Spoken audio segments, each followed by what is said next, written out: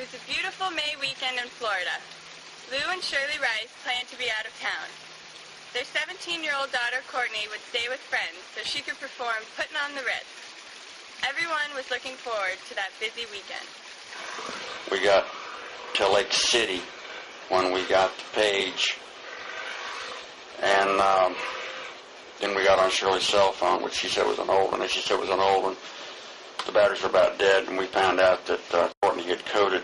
We pulled off the road in Lake City, got gas, headed back to Daytona by way of I-4, I-10. And I was driving right at 90 to 95 miles an hour with my lights flashing, and found out at that particular point when the cop pulled me over. She asked why I was driving that fast. We told her that our daughter had just coded in Daytona.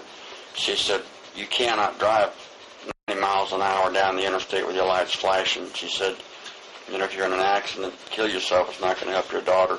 But I'm sure she'll be okay by the time you get back to Daytona, so drive as safe as you can."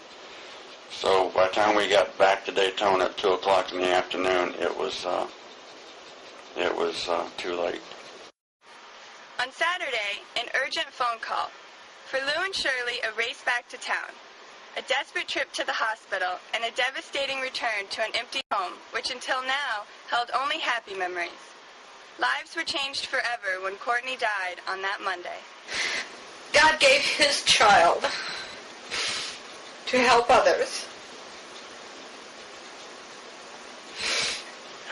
And I try to look at Courtney's death from that standpoint, that by giving her, perhaps we could save many other children that would die from this poisoning.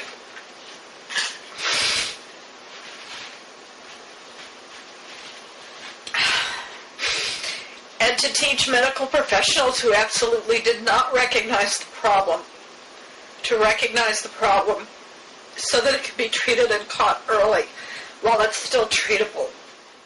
It changed my life a lot. You have a beautiful 16-year-old, and she's a junior in high school. The next year she'll be a senior. And a typical father has his mind going about looking forward to her graduating from high school and going on to college, and knowing that one of these days you were going to have the privilege to walk down the aisle with her. But I always look forward to the time when Courtney was going to have kids. I really wanted her children. It was just, I guess, it's what a daddy does. And that's been taken away.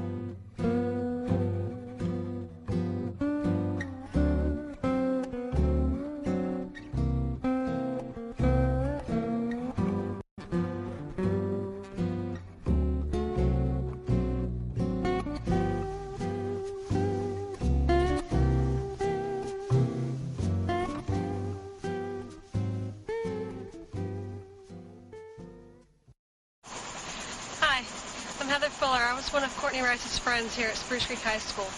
This is a tree that we dedicated in her memory in the May of the year that we would have been seniors together. Courtney and I met in elementary school, and we went to middle school and sang in the choir together, and then moved on here to Spruce Creek High School, where we were also in the color guard and in the chorus here together. Courtney was one of the greatest people in my life that I will always miss. We had planned on being captains together our senior year with the color guard. She being the rifle captain, I would be the saber captain. And I remember very fondly the last night that I saw her alive, when she grabbed my hand and told me that we would never go through our senior year apart. She'd stand by my side the whole time. And then the next Monday, when we would have been doing rifle tryouts together, that was the day that she had died. Her death impacted me in a way that I never would have imagined. Our senior year started off very slow because it was never the same without her there. But because of her life and her passing, I've grown stronger and realized that it's up to us to spread the word about Reye syndrome and to make it our mission to make sure no one else ever has to suffer what we did. Things I remember most about her is her voice, and she was amazing.